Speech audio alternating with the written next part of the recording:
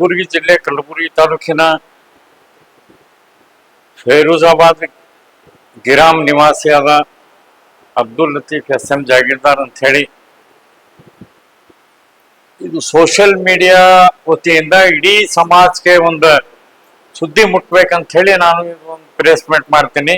ಎಲ್ಲ ನಮ್ಮ ದೇಶದ ಎಲ್ಲ ನಾಗರಿಕ ಹಿರಿಯರಿಗೆ, ಅಣ್ಣ ತಮ್ಮದರಿಗೆ, ಯಂಗ್ ಜನರೇಷನ್ಗೆ ಒಂದು ಎಲ್ಲರಿಗೂ ನಾನು ಒಂದು ನಮಸ್ಕಾರವನ್ನು ಸಲ್ಲಿಸಿ, ಇದು ಯಾಕೆ ಹೇಳ್ತೀನಿ ಅಂತಂದ್ರೆ ಎಲ್ಲರಿಗೂ ಈ ವಿಷಯದಾಗ ಈಗ ಸದ್ಯ ನಮ್ಮಲ್ಲಿ ಏನು ಅಧಿಕಾರಿಗಳು ಮತ್ತೇನಪ್ಪಾ ಅಂದ್ರೆ ಈ ರಾಜಕೀಯ ಅಧಿಕಾರಿಗಳು ಸೇರಿ ಸಾರ್ವಜನಿಕರಿಗೆ ಹಾನಿ ಆಗುವಂತ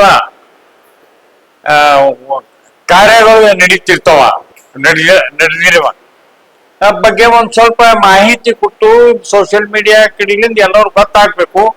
ನ್ಯಾಯ ಏನು, ಅನ್ಯಾಯ ಏನು, ಸತ್ಯ ಏನು, ಅಸತ್ಯ ಏನು, ಯಾರ ಕರ್ತವ್ಯ ಏನದ, ಸರ್ಕಾರಿ ಅಧಿಕಾರಿಗಳು ತಮ್ಮ ಕರ್ತವ್ಯ ಏನದ ಮಾಡ್ಬೇಕು, ಕಾನೂನು ಉಳಿಸ್ಬೇಕು, ಕಾನೂನು ಪ್ರಕಾರ ಎಲ್ಲ ಸಮಾಜಕ್ಕೆ ನ್ಯಾಯ ಸಿಗ್ಬೇಕು. ಆದ್ರೆ ಯಾರಿಂದ ನ್ಯಾಯ ಸಿಗ್ಬೇಕು ಅವ್ರಲ್ಲಿಂದ ಇಡೀ ಸಮಾಜಕ್ಕೆ ಅನ್ಯಾಯ ಆಗ್ಬಾರ್ದು, ಮೋಸ ಆಗ್ಬಾರ್ದು, ಹಾನಿ ಆಗ್ಬಾರ್ದು.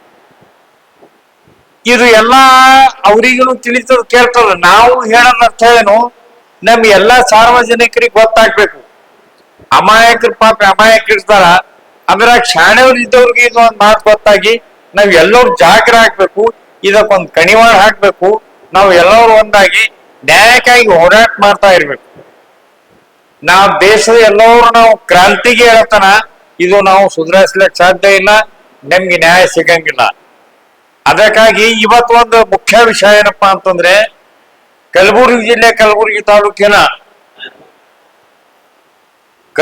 ತಾಲೂಕ ಮತ್ತ ಜವರಗಿ ತಾಲೂಕ ಮಧ್ಯೆ ಒಂದು ಭೀಮಾ ನದಿ ಹರಿತದ.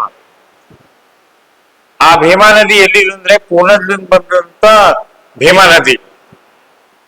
ಆ ನದಿ ಒಳಗ ಮರುಳ ಬಹಳಷ್ಟು ಮರುಳು ನದಿ ಒಳಗ ಸೈಂಡ್ ಏನೇ ನಾವು ಉಸುಕ್ ಅಂತೀವಿ, ರೇತಿ ಅಂತೀವಿ, ಅದು ಬಹಳಷ್ಟು ಇದಕ್ಕಿಲ್ಲ.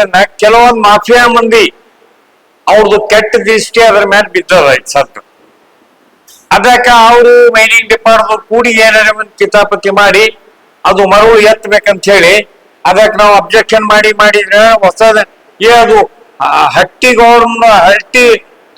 ಗೋಲ್ಡ್ ಮೈನಿಂಗ್ ಏನಪ್ಪಾ ಅಂತಂದ್ರೆ ಪಾಯಿಂಟ್ ಅದ, ಒಳಗಿಂದ ಯಾರು ರೂಪ್ ಮಾಡಪ್ಲಿಲ್ಲ ಅಂತ ಹೇಳಿ ಒಂದು ಸುಳ್ಳು.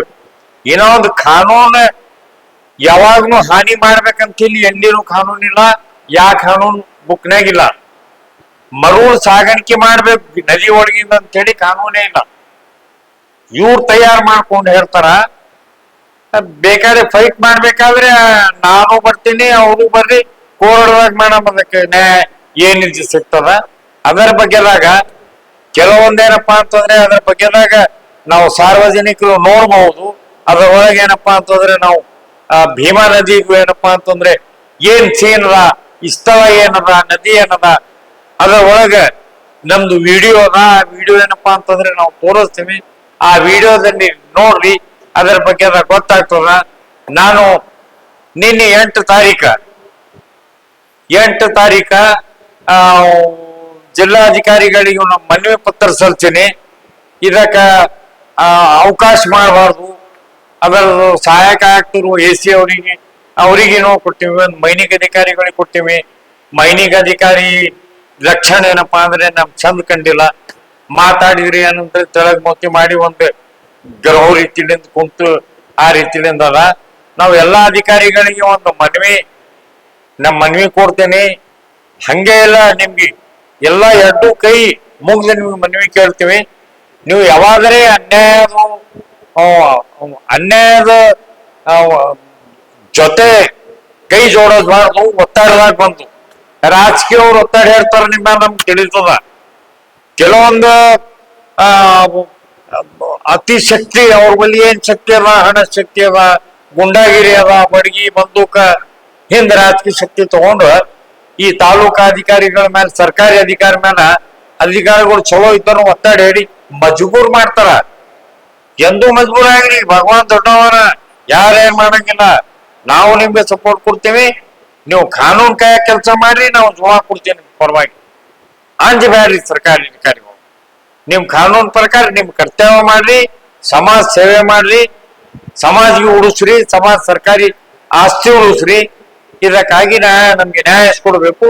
ಇದರ ಜೊತೆಗೆ ಒಂದು ಭೀಮಾ ನದಿಗೆ ಒಂದು ಸೀನ್ ಅದ. ಆ ಸೀನ್ ಏನಪ್ಪಾ ಅಂದ್ರೆ ನೀವು ನೋಡ್ಕೊಂಡು ಇದರ ಬಗ್ಗೆದಾಗ ಜಿಲ್ಲಾಧಿಕಾರಿ ಹಿಡ್ಕೊಂಡು ಎಲ್ಲಾ ಅಧಿಕಾರಿ ಗಮನಕ್ಕೆ ಬರ್ಬೇಕಂತ ಹೇಳಿ ನಾವು ಇದು ಒಂದು ಸೋಷಿಯಲ್ ಮೀಡಿಯಾ ನಿಮ್ದು ಪ್ಲೇಸ್ಮೆಂಟ್ ಅದ. ಅದರೊಳಗೆ ಸಾರ್ವಜನಿಕ ಬಹಳ ಮುಖ್ಯ ಕಡೆ ಲಕ್ಷ ಕೊಟ್ಟು ಇದರ ಕಡೆ ಎಲ್ಲರೂ ಒಂದಾಗಿ ಮುಂದೆ ಒಂದು ಕ್ರಾಂತಿಗೆ ತಯಾರಾಗಂತ ಹೇಳಿ ನಾನು ಎಲ್ಲರಿಗೂ ಒಂದೇನಪ್ಪಾ ಅಂತಂದ್ರೆ ನನ್ನ ಕಡೆ ಒಂದು ಸಂದೇಶ ನೀಡಿ ಒಂದು ಮನವಿ ಕೋರಿ ಇದು ಮಾತು ಮುಗಿಸ್ತೇನೆ.